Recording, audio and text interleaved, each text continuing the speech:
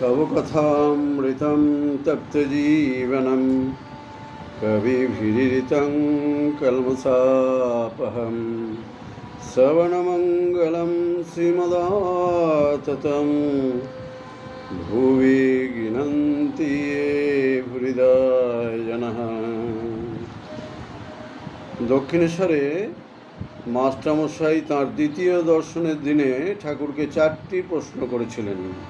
তার মধ্যে একটি প্রশ্ন ছিল, মনের কীরকম অবস্থায় ঈশ্বর দর্শন হয়?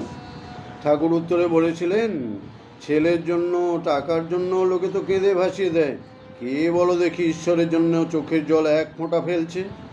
খুব ব্যাকুল হয়ে কাঁদলে ঈশ্বরকে দেখা যায়। মায়ের ছেলের ওপর টান, সতীর পতির উপর টান এবং বিষয়ের উপর টান, এই 3 টান একত্র হলে তবে ভগবান দেখা দেন। ওই রকম টান বা ভালোবাসার যে উপমা ঠাকুরের জীবনে আমরা নানা রকমভাবে দেখতে পাই। মা দেখা দে, মা দেখা দে, তুই রামপ্রসাদকে দেখা দিয়েছিলি, কমলাকান্তকে দেখা দিয়েছিলি বলে সাধন অবস্থায় কত কেঁদেছেন।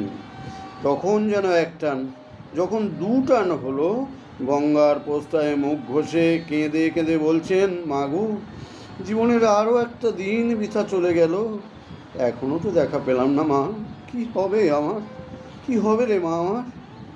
যখন 3 টান এক হলো, তিনি মন্দিরের বলির খাঁড়া নিয়ে প্রাণ বিসর্জন দিতে উদ্যত হলেন।